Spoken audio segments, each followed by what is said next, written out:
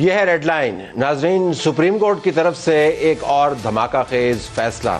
یہ جو ہمیں بتایا جا رہا تھا کہ سپریم کورٹ کے جج صاحبان کی طرف سے یہ کہہ دیا گیا ہے کہ یہ پٹیشن کہ پنجاب اور کے پی کے اندر انتخابات کیسے کروانے ہیں، کب کروانے ہیں، وہ 3-2 سے منظور ہو گئی ہے. آج جب باقی 2 جج صاحبان نے جو اس وقت ڈائسنٹنگ نوٹس لکھ رہے تھے اپنا تفصیلی فیصلہ جاری کیا تو پتہ چلا کہ اصل میں یہ پٹیشن 4-3 سے خارج ہو گئی تھی. اس وقت سے لے کے اب تک پاکستان کے اندر 3-2 کے حوالے سے کامیابی والا جو تمام فکشن تھا اس کے تحت بہت سارا کام کیا گیا، لیکن اب پتہ چلتا ہے کہ وہ صرف فکشن تھا.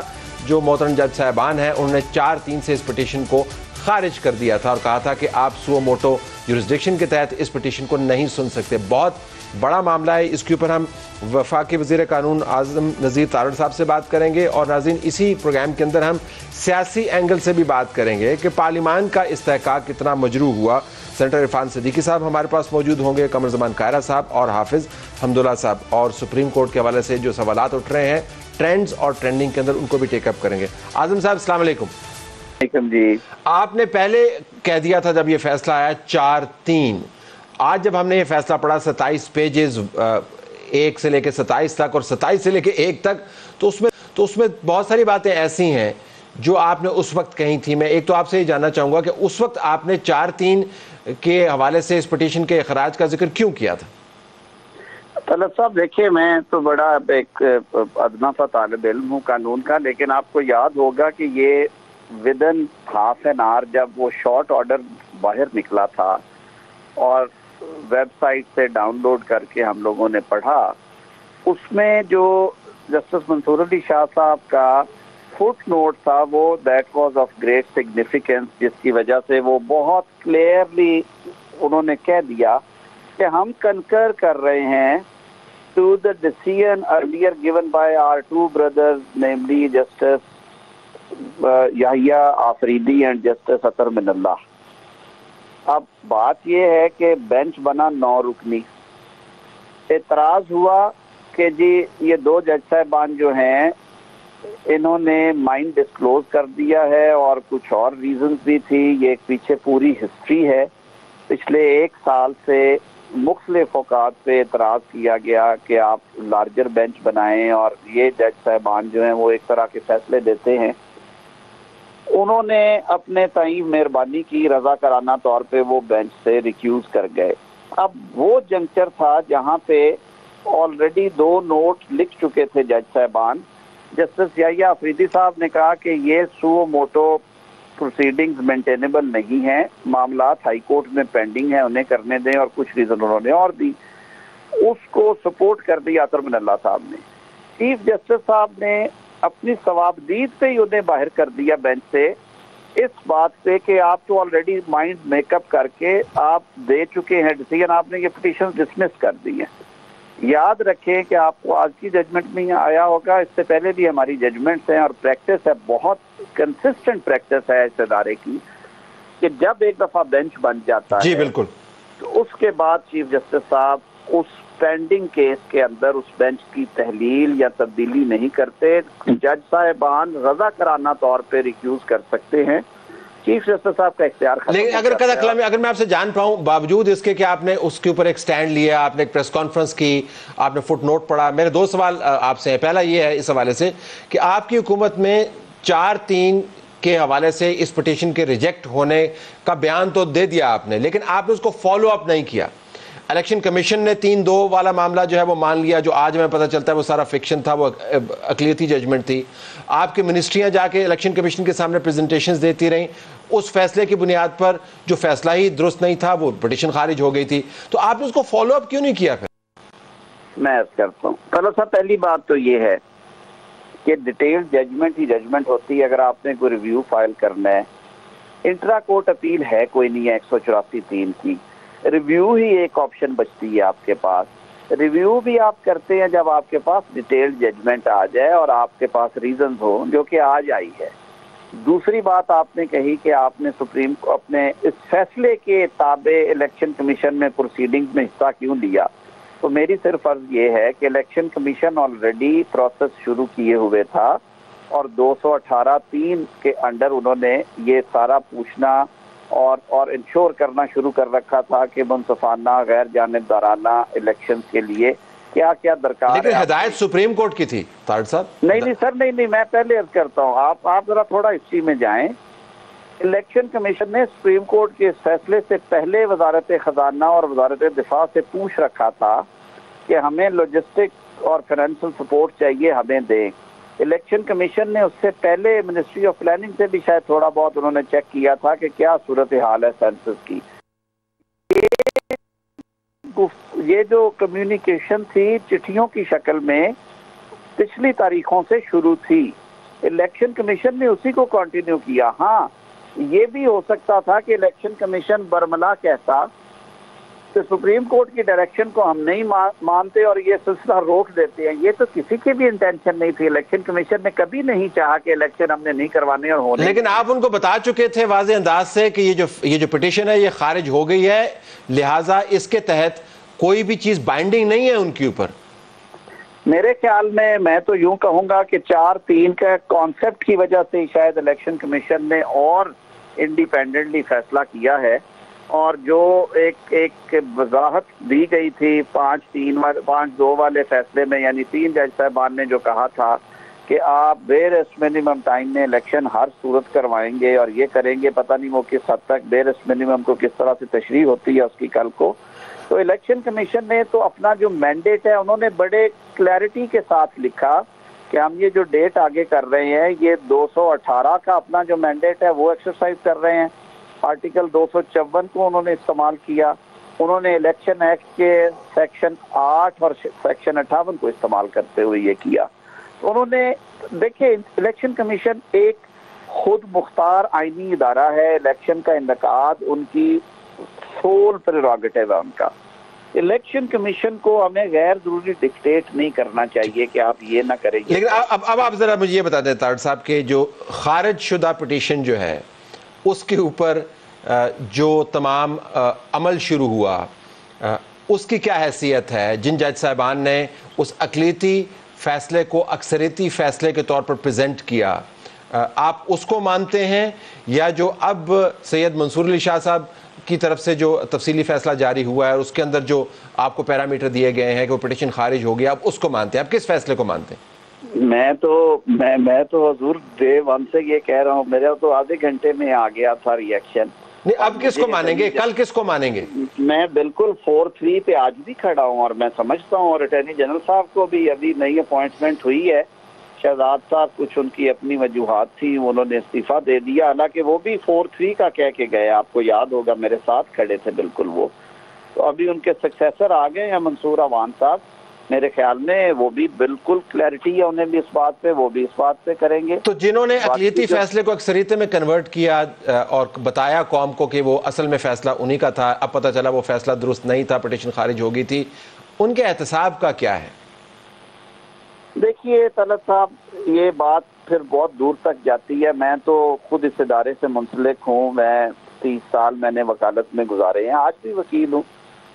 دیکھیے، آج سے 10 ماہ پہلے سپریم کورٹ بار ایسوسی ایشن کے ویٹرن جو بار لیڈرز ہیں 7 صدور جو ہیں وہ پیش ہوئے تھے، آپ کو یاد ہوگا، خود کیسز کو کور کرتے ہیں۔ جب 63 کے بعد ایک کنٹروورسی پڑی اور پنجاب کے الیکشن کا وزیر اعلیٰ کا الیکشن چیلنج ہو کے یہاں پہ آیا، vice chairman, sitting vice chairman Pakistan bar council, sitting president supreme court bar association, led by 7 previous presidents, they appear before the Chief Justice bench، اور انہوں نے کہا کہ دیکھیے حضور، جب لوگ بار بار لارجر بینچ فل کورٹ مانگ رہے ہوں، اور بالخصوص ایسی صورت میں جب آپ پیونی جج اور ان سے اگلے جج صاحب کو بینچ کا حصہ نہیں بناتے، تو لوگوں کے ذہنوں میں ایک ایسے ابہام یا وسوسے آتے ہیں کہ پتہ نہیں کیا وجہ ہے۔ ادارے کی تکریم اور توقیر کو برقرار رکھنے کے لیے، ادارے کی رٹ کو قائم رکھنے کے لیے ہم آپ سے ملتمس ہیں کہ آپ خدارہ یہ فل کورٹ بنا دیں، یہ سارے مسئلے ختم ہو جائیں گے، فیصلہ ادھر آئے ادھر آئے۔ کسی سر ہونٹ سل جاتے ہیں اس کے بعد، جب بات اس طرح کی ہو نا، پوری عدالت بیٹھ کے ایک فیصلہ کر دے تو پھر کس کی مجال ہے کہ اس پہ انگلی؟ لیکن یہ ستم ظریفی یہ کہ پوری عدالت نے اس کے بالکل اپوزٹ فیصلہ کیا تھا ایز وی ڈسکور ٹوڈے. جی بالکل ایسے ہی ہے. تو دیکھیں اس دن بھی اگر فل کورٹ دے دی جاتی تو کچھ نہ ہوتا. اس کیس کے بھی آغاز میں درخواست دائر کی گئی کہ جی معاملہ ایسا ہے کہ آپ اس میں یہ 2 جج صاحبان جو ہیں یہ مہربانی کریں یہ ریکیوز کر جائے. میں سمجھتا ہوں انہوں نے گریس دکھائی. جسٹس ریاض الحسن اور جسٹس نقوی نے رضا کرانہ طور پہ ریکیوز کر لیا. لیکن دیکھیں یہ بڑی تکلیف سے بات ہے. نہیں ایک سیکنڈ طلعت بھائی دیکھیں جسٹس ریاض الحسن صاحب نے رضا کرانہ طور پہ اس مقدمے میں ریکیوز کیا پریویس راؤنڈ میں جو کہ 2 ہفتے پہلے آیا تھا.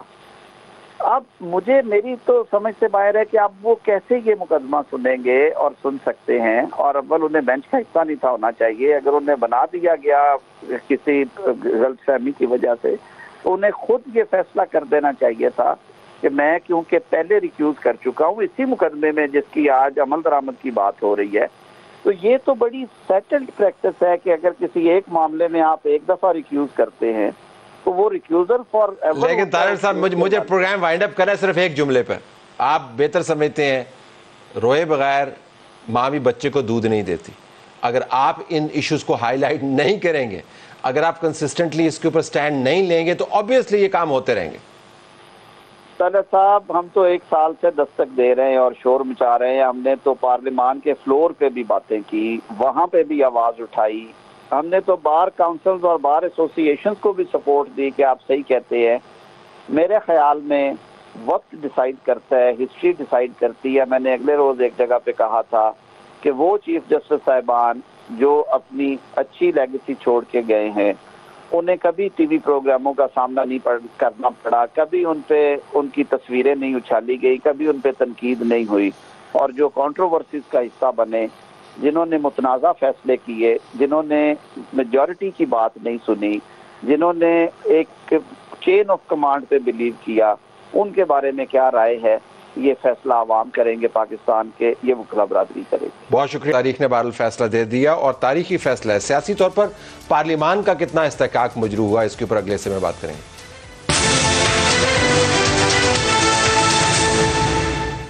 آپ ناظرین آ جائیں آپ سیاسی محاذ کی طرف. پارلیمان کا استحقاق اس فیصلے کی روشنی میں کتنا مجروح ہوا ہے یہ جانتے ہوئے کہ محترم جج صاحبان نے 3-4 سے اس فیصلے کو رد کر دیا, یعنی 4-3 سے رد کر دیا.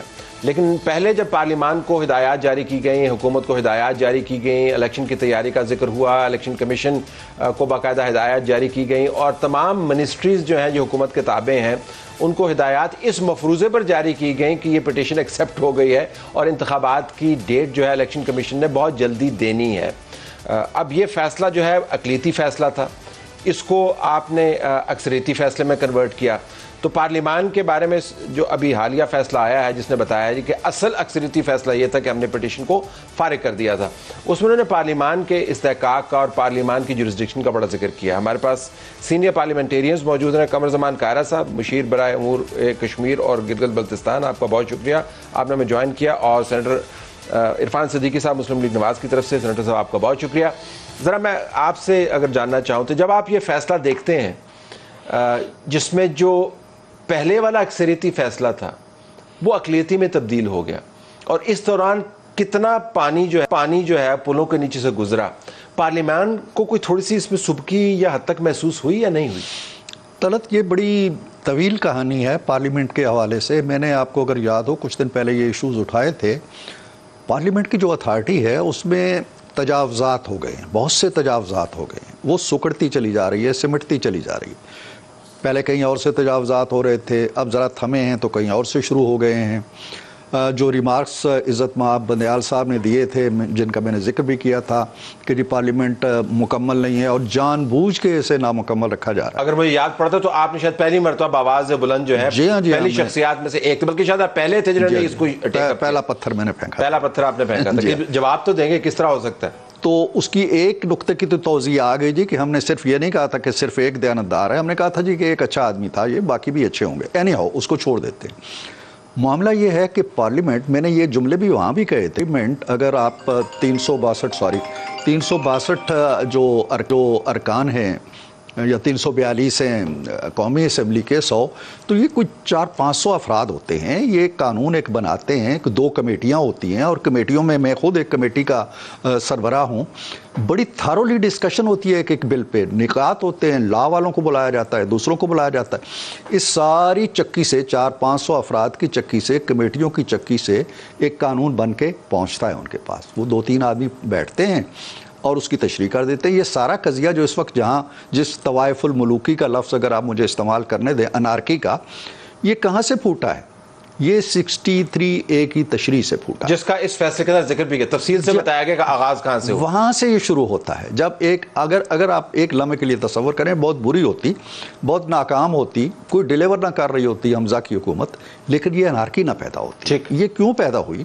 یہ اس لیے پیدا ہوئی کہ آپ نے آئین کو ری رائٹ کیا، آپ نے پارلیمنٹری، یعنی جس وقت یہ آئین بنائے 73 میں، 50 سال ہو گئے نا، کیا وہ یہ جملہ نہیں لکھ سکتے تھے کہ یہ افراد جو ہیں their votes will not be counted؟ لیکن قطع کلام ہے، اس وقت سے لے کے اب تک جو کچھ بھی ہوا، پارلیمان کے نمائندگان جو ہیں سیاسی جماعتوں کے نمائندگان کے طور پر یا پارلیمان کے نمائندگان کے طور پر یا اپنے ریسپیکٹیو ہاؤسز کے نمائندگان کے طور پر، ہلکے پھلکے اعتراضات کے علاوہ آپ نے کوئی بہت بڑی ڈیبیٹ نہیں کیا آپ نے اپنے پارلیمنٹ کے اندر۔ میں تو آپ نے حد بندی کرنی تھی نا۔ جی طلعت، میں اس کے حق میں ہوں، بہت سے لاز ہیں بننے چاہیے۔ مثال کے طور پر ہماری جو اتھارٹی ہے، پارلیمانی کمیٹی جو ہے ججز کی، اس کی اتھارٹی ختم کر دی ہے انہوں نے خود ہی فیصلے کر کے کہ جی یہ اگر نہیں مانیں گے تو ریزنز لکھیں گے، تو ریزنز کا بھی جائزہ ہم لیں گے۔ ججوں کی تقرری کا اختیار عملاً انہوں نے اپنے ہاتھ میں لے لیا ہے۔ ان کے محاسبے کا ہمارے پاس کوئی میکنزم نہیں ہے۔ جب کوئی محاسبے کے لیے کہتے بھی ہے پبلک خلق خدا جنہوں نے انصاف لینا ہوتا ہے، تو وہ کہتے ہیں جی کہ یہ ہم نے فیصلہ کرنا ہے، ہم دیکھیں گے کہ جی اس طرح آڈیو پہ ویڈیو پہ تو ہم نے بات کرنی ہے۔ لیکن سب سے بڑا معاملہ جو ہے، اگر یہ نقطہ جو ہے آپ کمپلیٹ کر لیں، میں قاہرہ صاحب کے پاس لے کے جانا چاہوں گا، گو ہیڈ کمپلیٹ کیجیے۔ جی میں یہ کہہ رہا ہوں کہ پارلیمنٹ جو ہے، پارلیمنٹ کو قانون سازی کرنی پڑے گی۔ ابھی آپ ذکر کر رہے تھے برطانیہ، اپنا امریکہ میں دیکھیں، جب سپریم کورٹ کہا جاتا ہے تو سپریم کورٹ پوری کی پوری بیٹھ جاتی ہے، 8 ہیں یا 10 ہیں، جتنے بھی جج ہیں وہ سپریم کورٹ ہے۔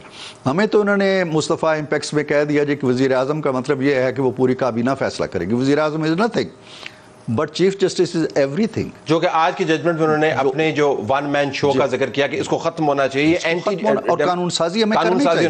لیکن قاہرہ صاحب اگر میں آپ سے پوچھ پاؤں، یہ تو معاملات ہو گئے کہ ججز کی تعیناتیاں کیسے ہونی چاہیے، چیف جسٹس کا اختیار کیا ہے سو موٹو کے اوپر، لیکن یہ جو اختیار ایکسرسائز کیا گیا جس میں بتایا گیا کہ ہم آپ کو بتائیں گے کہ انتخابات کب ہونے ہیں، اور اب پتہ چلا کہ جس ججمنٹ کے ذریعے بتایا گیا وہ اقلیتی ججمنٹ ہے، تو پارلیمنٹ کے اوپر آپ کے خیال میں بہت بڑا سوالیہ نشان نہیں ہے؟ آپ نے اتنا سپیس دیا چند جج صاحبان کو کہ وہ اپنی من مرضی کرتے رہے، تو اب تو اگر جج صاحبان یہ نہ بولتے جو انہوں نے آج بولا تو ہم مانتے رہتے ان کے فیصلے۔ طلعت صاحب، جب 18ویں ترمیم ہو رہی تھی تو اس ترمیم کے اندر ہم نے کچھ سوال ایڈریس کرنے کی کوشش کی۔ آئین ایک لیونگ ڈاکومنٹ ہوتا ہے، جو سوسائٹی آگے ایوالو ہوتی ہے یا کرائسس آتے ہیں یا پرابلمز آتے ہیں تو آپ ان کو حل کرنے کے لیے قانون سازی بھی کرتے ہیں، اور اگر لارجر لیسنس پہ کرنا پڑے تو آپ آئین کو بھی ایمینڈ کرتے ہیں۔ تو ہم نے 18ویں ترمیم میں جہاں بہت ساری غلطیوں کو اصلاح کی، وہاں پہ عدلیہ کو بھی ریگولیٹ نہیں بلکہ عدلیہ کے اندر جو اپائنٹمنٹ کا خاص طور پہ ایشو تھا اس کے سکم کو دور کرنے کے لیے ایک آغاز کیا۔ اکاؤنٹیبلٹی کا بھی تھا، لیکن خاص طور پہ اس کا ایک آغاز ہوا کہ ایک پارلیمنٹری کمیٹی جس کا ذکر ابھی سینیٹر صاحب فرما رہے تھے وہ ہوا۔ اس میں اس کا کیا ہوا؟ اس 18ویں ترمیم کو اس وقت کے چیف جسٹس صاحب نے چیلنج کروا لیا۔ اب میں نے کروا لیا کا لفظ استعمال کیا ہے کیونکہ وہ ایک سفارشی پٹیشن تھی۔ اس پٹیشن کے نتیجے میں پھر کیا ہوا؟ ہم چیختے رہے کہ جی جو بھی ہو جائے یہ پارلیمان کے اختیار کے اوپر بہت بڑی زد ہے، اس کے آگے بالکل چپ نہیں کرنا چاہیے، یہ تجاوز ہے بہت بڑا۔ لیکن بہرحال اس وقت اس پہ کمپرومائز کرنا پڑا۔ اس وقت کی ہمیں حکومت میں، اس وقت بھی میں وزیر تھا، ہماری حکومت تھی، اور ہم نے 19ویں لیکن کیوں کرنا پڑا؟ ہمیشہ لیکن کیوں کرنا پڑا؟ اس لیے کرنا پڑا کہ اگر یہ نہ کرتے تو اس وقت افتخار چودھری صاحب کی گڈی اتنی چڑھی ہوئی تھی اور ہم سیاستدانوں کے اندر بھی اختلافات تھے. ہم بھی کوئی سارے ولی نہیں بنے ہوئے تھے. اس وقت ایک گروپ تھا جن کو وہ سوٹ کرتا تھا وہ اس کے ساتھ تھے, جن کو نہیں کرتا تھا وہ خلاف تھے. اور افتخار چودھری صاحب اس وقت انٹچیبل تھے, اور آپ کی نظر میں بھی میڈیا بھی اس میں اتنا حصہ دار تھا. آپ بھی کہتے تھے کہ جو وہ کہہ رہے ہیں وہ درست ہے. سو اس کے نتیجے میں ہماری حکومت وڈرا کر گئی اور ہمیں 19ویں ترمیم کرنا پڑی, کیونکہ پارلیمنٹ کی ساری اسٹرینتھ بھی ساتھ نہیں تھی اور آپ بھی ساتھ نہیں تھے. لیکن یہ میں آپ کو الزام نہیں دے رہا, میں اپنے ان دوستوں کو بھی الزام نہیں دے رہا. الزام یہ ہے یا مسئلہ یہ ہے طلعت صاحب کہ ڈیموکریسی میں بنیادی طور پہ ایوولوشنری پروسیس میں آپ نے ایک طے شدہ عمل ہے, ابھی ہم نے وہ اچیو کرنا ہے, سوسائٹل لیول پہ بات کی باتیں ہیں, لیکن آپ یہ بتائیں نا قدر کلام مجھے ذرا اس سال کا سوال کا آپ کے نقطے سے جڑا ہوا ہے, اور حافظ حمداللہ صاحب بھی ہمیں جوائن کر رہے ہیں, اس نقطے سے جڑا ہوا ہے. آپ مجھے یہ بتائیں کہ جب سپریم کورٹ کی طرف سے کہا گیا یا کورٹس کی طرف سے کہا گیا کہ کس بندے کا ووٹ کاؤنٹ ہونا ہے, کس بندے کا ووٹ کاؤنٹ نہیں ہونا, آپ نے تھوڑا سا شور مچایا, آپ سے مراد پارلیمان نے, اور اس کے بعد خاموشی. پھر یہ فیصلہ ہوا کس بندے نے چیف منسٹر بننا ہے, کس بندے نے چیف منسٹر نہیں بننا, تھوڑا سا شور مچایا, خاموشی. پھر یہ فیصلہ ہوا کہ جی کب انتخابات ہونے ہیں, کب انتخابات نہیں ہونے, اس کے اوپر شور تھوڑا سا مچایا, پھر خاموشی. یہ میں جاننا چاہتا ہوں کہ جب تجاوزات کا لفظ استعمال کیا عرفان صدیقی صاحب نے, جب یہ تجاوزات بن رہی ہوتی ہیں, آسمان کی طرف جاری ہوتی ہیں, اب تب ان کا تدارک کیوں نہیں کرتے؟ یہ بات درست ہے کہ ہمیں اس وقت کرنا چاہیے, لیکن طلعت صاحب آپ کو یہ بھی دیکھنا چاہیے کہ پارلیمان کے اندر کچھ کام وہ ہیں جو ہم سمپل قانون سازی کے تحت کرتے ہیں, اور وہ قانون سازی بھی subject to review of the courts ہے انفارچونیٹلی. اور ہم کچھ کام وہ ہیں جو ہم نے آئین سازی کے تحت کرنے ہیں. عدالتوں کے عمل کو یا ان کو ریویو کرنے کا جو کام ہے وہ آپ اپنے آئین کے اندر تبدیلی کریں گے. اس وقت کی پارلیمنٹ کے پاس وہ اکثریت نہیں ہے اس وقت. تو تین جج صاحبان کے پاس کون سی اکثریت ہے کہ وہ آئین امینڈ کر دے؟ دیکھیں نا, اگر آپ کے پاس اکثریت نہیں ہے تو تین جج صاحبان کے پاس کون سی اکثریت؟ یہ تو بات آپ کی درست ہے, یہ بات تو سچ ہے, لیکن تاریخ ہماری کیا ہے کہ یہاں پہ جج صاحبان نے وہ بھی فیصلے دیے ہوئے ہیں نا جس کا ڈیمانڈ بھی نہیں تھی, جس کی اس وقت ضرورت بھی نہیں تھی. افتخار چودھری صاحب کو آئین امینڈ کرنے کا اختیار اب دے دیا گیا تھا پرویز مشرف صاحب کو, تو دیے گئے. میں تو یہ اس بات سے انکاری نہیں ہوں, لیکن سوال یہ ہے کہ ہمارے ہاں جب ہمیں زدیں لگتی ہیں, ہمیں تکلیف ہوتی ہے, پھر ہمیں یاد آتا ہے کہ ہمیں ان چیزوں کو تصحیح کرنی چاہیے. کل ہم آپس میں مجھے لگتا ہے کہ زیادہ تکلیف نہیں ہوتی, کھڑے ہیں, مجھے لگتا ہے کہ زیادہ تکلیف نہیں ہوتی. نہیں طلعت صاحب بہت ہوتی ہے. میں اتنا ہی گزارش کر لوں کہ یہ کام ہر طرف ہے, عدالتوں کے اندر بھی ہے, عدالتوں کا اپنا کنڈکٹ بھی ہے, پارلیمان اور سیاسی جماعتوں کا بھی ہے, دیگر اداروں کا بھی ہے, آپ کا میڈیا کا بھی ہے. سو ہم ایک سوسائٹل لیول پہ اس کرائسس کا شکار ہیں. یہ بات یاد رکھیے, کسی ایک سیکشن کا نہیں ہے ایشو, ہمیں سب کو اس پہ ابھی تو ہم پارلیمان کی بات کر رہے ہیں جی, میڈیا پر بھی آ جائیں گے, پارلیمان کی بات کر رہے ہیں. پارلیمان کہاں, بہت درست ہے آپ کی بات, بہت درست ہے آپ کی بات. حافظ حمداللہ صاحب سے پوچھوں گا کہ اب یہ فیصلہ جس کے اندر سپریم کورٹ کے جج صاحبان خود ہمیں بتا رہے ہیں کہ اس پٹیشن 1 مارچ اس کے فیصلے کے جس کا اتنا چرچا تھا, وہ چرچا درست نہیں تھا, وہ فیصلہ جو تھا اقلیتی فیصلہ تھا. اس کے بعد پارلیمان کے اوپر کیا ہدایات طاری کی گئیں اور کس قسم کی کیفیت اس تمام ملک پر طاری کی گئی کہ انتخابات کا ماحول بنانا ہے, پتہ چلا کہ اس پٹیشن کا فیصلہ مکمل طور پر مختلف تھا. حافظ صاحب سے بھی ان کا پوائنٹ آف ویو لیں گے کہ پارلیمان کہاں پہ کھڑی نظر آتی ہے اس فیصلے کی روشنی میں.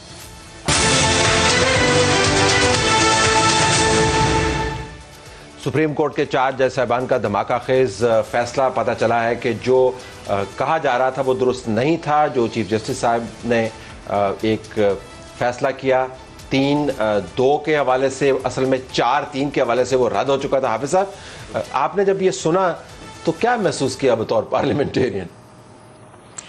بسم اللہ الرحمن الرحیم. واقعی میں نے جب سنا عجیب لگا, لیکن جب عدلیہ کی تاریخ کو دیکھ کر پھر عجیب نہیں ہے. ہوتا رہا ہے عدلیہ میں یہ سب کچھ. عدلیہ نے تو یہ بھی کیا کہ ایک ڈکٹیٹر کو آئین میں ترمیم رد و بدل کرنے کی اختیار بھی دیا ہے. عدلیہ نے تو یہ بھی کہا ابھی ریسنٹلی 63A کے فیصلے کے تحت کہ ووٹ کاؤنٹ ہوگا, انہوں نے کہا کہ کاؤنٹ نہیں ہوگا. یہ آپ کے سامنے, اور کتنے فیصلے ہیں, بھٹو کا فیصلہ آپ کے سامنے. بات یہ ہے طلعت بھائی, مجھے عجیب جو لگی بات وہ یہ ریمارکس ایک محترم جج نے کہا کہ کیا آپ لوگ آپس میں بیٹھ کے اتفاق سے انتخابات چاہتے ہیں یا نہیں چاہتے ہیں، یا دست گریبان رہیں گے؟ تو یہی سوال ہم کریں گے کیا عدالت کے اندر ججز بیک زبان بیک جنبش قلم اتفاق سے ان کی رائے اس کیس میں ایک ہے؟ ایک نہیں ہے رائے۔ آج آپ نے جمال مندوخیل اور منصور علی شاہ کی تفصیلی نوٹ آپ کے سامنے ہے، اور انہوں نے یہ کہا ہے، طلعت نے نہیں کہا ہے، عرفان صدیقی صاحب نے بھی نہیں کہا ہے، حافظ حمداللہ نے بھی نہیں کہا ہے، پی ڈی ایم نے بھی نہیں کہا، حکومت نے بھی نہیں کہا، بلکہ محترم ججز نے کہا کہ یہ فیصلہ 3 اور 2 کا نہیں ہے، یہ 3 اور 4 کا ہے۔ تو جب ججز خود کہتے ہیں کہ 3 اور 4 کا ہے، تو پھر آپ بتائیے وہ فیصلہ جس فیصلے کے نتیجے میں آج نوٹس کیا گیا ہے الیکشن کمیشن کو کہ آپ نے میرے فیصلے کو مانا کیوں نہیں؟ 90 ڈے میں انتخابات کریں گے یا نہیں کریں گے؟ اگر نہیں تو کیوں نہیں؟ پتہ چلا وہ فیصلہ ہی نہیں، وہ ہے ہی غلط فیصلہ، اقلیتی فیصلہ۔ ہاں تو پھر نہیں، آپ مجھ سے کہ آپ نہیں پوچھیں گے بطور پارلیمنٹ؟ میں ابھی آ رہا ہوں، میں تو یہی کہہ رہا ہوں، میں تو ویسے آپ کو مخاطب کر کے، تو لہٰذا یہ کس کیپیسٹی میں عدالت پوچھ رہا ہے الیکشن کمیشن سے؟ کیونکہ جب عدالت پر، چیف جسٹس پر، اس بینچ میں شامل لوگوں نے خود سوال اٹھایا کہ یہ مستند نہیں ہے، وہ کہتے ہیں کہ یہ کیس قابل سماعت ہے نہیں، 4 ججز کہتے ہیں کہ یہ قابل سماعت ہے نہیں۔ فرض کرے میں ایک مثال دیتا ہوں، نماز فرض ہے نا، میں آپ کو کہتا ہوں کہ آپ نے نماز پڑھنا ہے، ظہر کی نماز، اور وقت پر پڑھنا ہے، لیکن نماز فرض ہونے سے پہلے کچھ فرائض تو اور بھی ہے، ٹھیک، وضو بھی فرض ہے، بغیر وضو کے میں کیسے پڑھوں؟ الیکشن میں نے کرنا ہے الیکشن کمیشن نے، لیکن الیکشن کرانے کے لیے کچھ فرائض اور ہے جو متعلقہ اداروں سے متعلق ہے، کچھ فرائض اور ہے۔ لیکن اس میں ایک بات، کچھ آئینی تقاضے بھی ہے کہ 2 صوبوں میں پرانے مردم شماری، 2 صوبوں میں اور جنرل الیکشن میں نئے مردم شماری، یہ بھی ایک آئینی تقاضا ہے۔ تو پھر آپ مجھے بتائیے کہ آپ مجھے تو نماز پر آمادہ کرتے ہیں کہ نماز پڑھو، بے شک بغیر وضو کے پڑھو۔ کیا اس ملک میں صاف اور شفاف الیکشن آئینی تقاضا نہیں ہے؟ لیکن میری ایک گزارش مختصر، میں ابھی آ رہا ہوں پارلیمنٹ پہ، آپ جو کچھ کہہ رہے ہیں، ایک آئینی تقاضا نہیں ہے صاف اور شفاف الیکشن تاکہ سیاسی استحکام و معاشی استحکام لکھا ہوا جو جب صاف اور شفاف الیکشن آئین کا ایک آرٹیکل ہے، اس کے مطابق ایک آئینی تقاضا اور مطالبہ ہے، جب وہ الیکشن کمیشن کہہ رہا ہے کہ یہ پورا نہیں ہو رہا، جب پورا نہیں ہو رہا تو پھر مجھے کیسے مجبور کیا جا سکتا ہے؟ کمال بات پتہ کیا ہے، میں عرفان صاحب سے اب جملہ لے کے جا رہا ہوں آپ کی بات سے، کمال بات یہ ہے کہ یہ ڈیبیٹ کہ آئینی تقاضے کیا ہیں انتخابات کروانے کے، کس منسٹری نے کیا کرنا ہے، کس کا کیا تعاون چاہیے، یہ ریڈنڈنٹ ڈیبیٹ ہے کیونکہ وہ پٹیشن ہی خارج ہو گئی ہے۔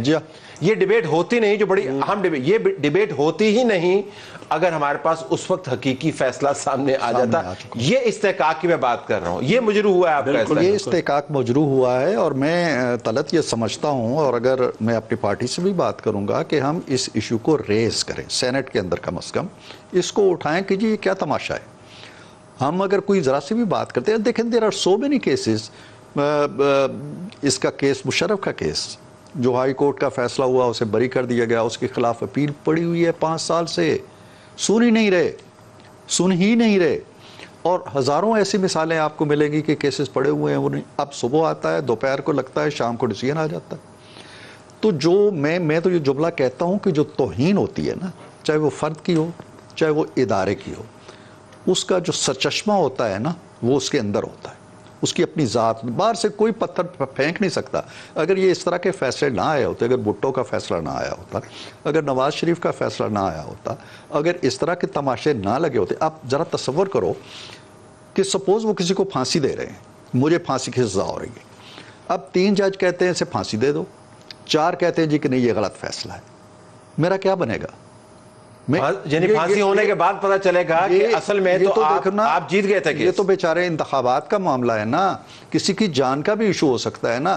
3 جج کہیں جی کہ ہم تو اسے پھانسی دے رہے ہیں، 4 کہیں جی کہ یہ تو آپ تو، اچھا پھر وہ پھانسی کا میرا کیس ہائی کورٹ میں بھی زیر سماعت ہے۔ بالکل ٹھیک، ابھی وہاں فیصلہ بھی نہیں ہوا، اور جج پھر بعد میں آپ کو یہ بھی بتائیں کہ یہ آپ سن نہیں سکتے کیونکہ ہائی کورٹ کی جوریسڈکشن بنتی ہے۔ ہائی کورٹ ابھی خاموش ہے، ابھی اس پہ جو وہ نظر ثانی ہے اس نے کی نہیں ہے، اور ادھر سے آپ مجھے پھانسی چڑھا رہے ہیں۔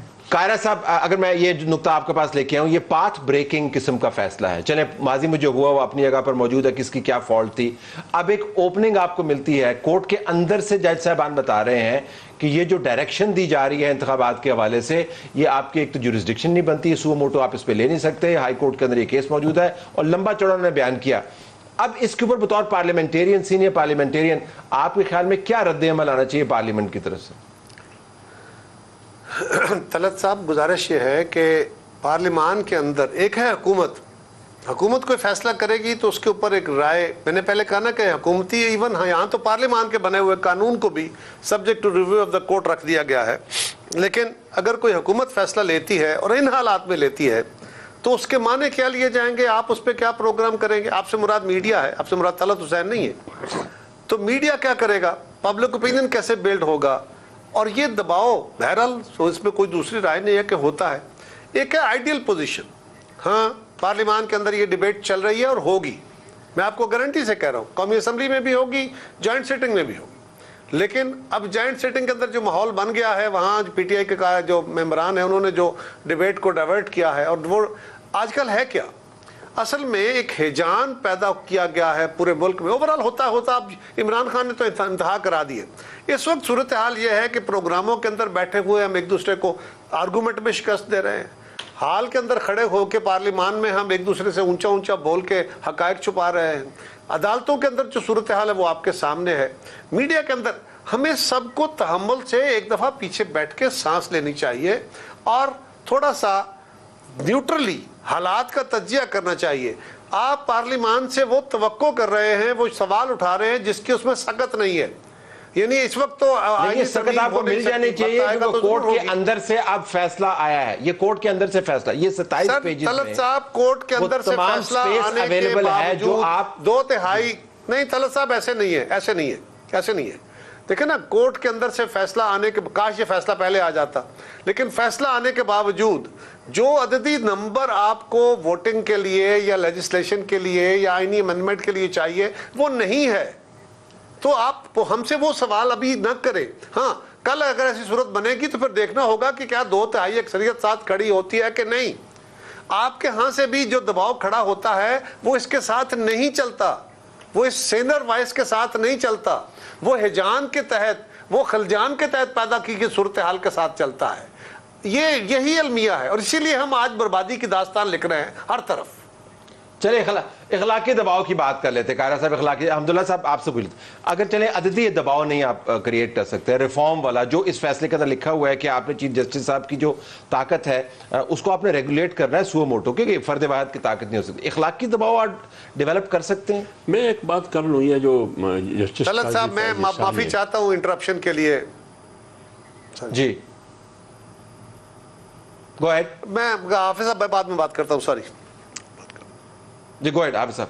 دیکھیں یہ جو عدالت میں قاضی فیاض عیسیٰ صاحب نے ایک تحریر لکھا ابتدا میں، وہ اکیلا تھا نا. کیوں لکھا؟ اکثریت نہیں تھی ان کے پاس. اس نے اپنے اور اپنی اہلیہ کی کیس لڑا یا نہیں لڑا؟ اکیلا تھا. لون اگینسٹ روم، اکیلا تھا، عدالت کے اندر لڑا. کیا اگر پارلیمنٹ میں، بصد احترام پارلیمنٹ میں میرے پاس اکثریت نہیں ہے، سینٹ میں تو ہے، ٹھیک، یعنی آپ کے ایوان بالا میں اپر ہاؤس میں ہے، ایک ادارہ دوسرے ادارے پہ اگر چھڑائی کرتے ہیں اس سے تو تصادم پیدا ہوگا. یعنی ادارے کے اندر بھی ٹکراؤ ہے، تصادم ہے. نوٹ آپ کے سامنے ججز کی، فیاض عیسیٰ کی بھی، ایک فیاض عیسیٰ کا راستہ روکنے کے لیے سارا کھلواڑ ہو رہا ہے. کیا مصیبت ہے؟ جرم کیا ہے؟ پریشانی کیا ہے؟ ادارے کو مضبوط کرنا ہے تو ادارہ تو اس وقت مضبوط ہوگی جب آئین بالادست ہوگی، قانون کی حکمرانی ہوگی. یہ پی ٹی آئی کی سلوگن بھی ہے، موٹو بھی ہے، یہ پی ڈی ایم کی اور پیپلز پارٹی کی اور تمام کی، عدالت کی بھی اور پارلیمنٹ کی بھی. مجھے یہ بتائیے، اب یہ فیصلہ کرنا ہوگا کہ یہ کیس قابل سماعت ہے یعنی اس کو پیچھے چھوڑ دیں، 90 دن میں 90 دن میں الیکشن ہوگا یا نہیں ہوگا. اب ججز بیٹھ کے فیصلہ کرے، فل کورٹ تشکیل دے، یہ فیصلہ کرے کہ یہ قابل سماعت ہے یا نہیں. انہوں نے کہہ دیا قابل سماعت نہیں ہے، تو جب قابل سماعت نہیں ہے تو اس کی بات تو نہیں مانی جاتی ہے. مانا تو یہ ہونا چاہیے کہ چھار کی بات تو مانی جائے. پارلیمنٹ کہے نا حکومت اب پارلیمنٹ, اب یہ پارلیمنٹ میں نے آپ کو کہا کم سے کم پارلیمنٹ اکثریت کی بنیاد پر ایک قرارداد تو پاس کر سکتا ہے. کہ یہ بالکل سینٹ سے تو قرارداد پاس کر سکتا ہے, جوائنٹ سیشن سے تو قرارداد پاس کر سکتا ہے, منظور کر سکتا ہے. کیوں نہیں کرتا؟ جو کام پارلیمنٹ کر سکتا ہے وہ کرے. آئین میں امینڈمنٹ نہ کرے, آئین میں ترمیم نہ کرے. بے شک اس کے لیے آپ کے پاس 2/3 اکثریت کا ہونا ضروری ہے, پھر ماحول کا ہونا ضروری ہے کہ کون ساتھ دے رہا ہے کون ساتھ نہیں دے رہا ہے. لیکن ایک سمپل سی قرارداد آپ تو منظور کر سکتے ہیں. قائرہ صاحب کوئک انٹرونشن فرام یو, پھر میں صدیقی صاحب سے کلوز کروں. گو ایڈ, بتائیے. جی طلعت صاحب, یہ جو اخلاقی تقاضوں کا آپ دباؤ کا ذکر کر رہے ہیں, یہ اخلاقی دباؤ تو پڑ رہا ہے, لیکن اور یہ اخلاقی دباؤ آج نہیں آیا, یہ اخلاقی دباؤ کئی کیسز میں آیا. کیا فرق آیا؟ کیا آج تک کسی نے اس بات کو قبول کرتے ہوئے اپنی ذمہ داری قبول کی ہے؟ بہت سارے فیصلے ہیں جس پہ ندامت کا اظہار تو کر دیا گیا, بعد میں تاریخ میں وہ فیصلے غلط ثابت ہو گئے. ہوا کیا؟ اخلاقی دباؤ تو یہی ہو سکتا ہے نا کہ پارلیمان میں ڈیبیٹ ہو جائے گی, ریزولوشن بھی آ جائے گا. حافظ صاحب کی رائے درست ہے. یہ جو میڈیا میں آپ ڈیبیٹ کر رہے ہیں, اس میں اس وقت بھی آپ جیسی وائسز کتنی ہیں؟ میجورٹی وائسز شاید اس کے خلاف بول رہی ہوں گی کہ جج صاحب نے کیا کیا. اس وقت اسی ٹائم پہ جب آپ کا پروگرام چلے گا, اسی ٹائم پہ اور پروگرام چل رہے ہوں گے اور وہ اس کے بالکل متصادم ہوں گے کہ جج صاحب کو آج کہاں سے خیال آ گیا, یہ مینجڈ ہے, یہ فلان ہے. اس طرح بھی ہوگا. ٹھیک ہے جی حافظ صاحب, آپ کے اندر کلوز. میں ایک یہ جو تحریر لکھا ہے قاضی فیض عیسیٰ کا, 2 ججز یہ ہے اور اطہر من اللہ اور رضا افریدی کا, اسی کو بنیاد بیعت کے پارلیمنٹ جوائنٹ سیشن میں ڈیبیٹ کرے, اس کی قانونی پہ منصور صاحب اس کی سیاسی پہ ڈیبیٹ کرے. اس کے بعد پھر یہ فیصلہ کرے پارلیمنٹ کہ یہ قابل سماعت ہے یا نہیں ہے. ایک لفظ وہ تو انہوں نے کہہ دیا کہ نہیں ہے, اب دوبارہ پارلیمنٹ فیصلہ کرے نا, پارلیمنٹ کی بات نہیں کرے. Your recommendation. میں تو طلعت یہ کہتا ہوں کہ حالات کیسے بھی ہوں, میڈیا کتنا ہی تازیانے لے کے ہمارے پیچھے پڑ رہے, ہم عوام کے اگر نمائندے ہیں تو عوام کی نمائندگی ہمیں کرنی چاہیے اور پوری قوت کے ساتھ ایسے لوگوں کا محاسبہ کرنا چاہیے. اس کے اثرات کیا ہوتے ہیں, نہیں ہوتے ہیں. دیکھیں نا, پیغمبروں کے کہنے پہ بھی سب لوگ ایمان تو نہیں لاتے ہیں نا. ہمیں اثرات سے بے نیاز ہو کے اور نتائج سے بے نیاز ہو کے اپنا کردار جو ہے وہ پرو ایکٹیولی میرا خیال ہے. بہت شکریہ آپ تینوں کو.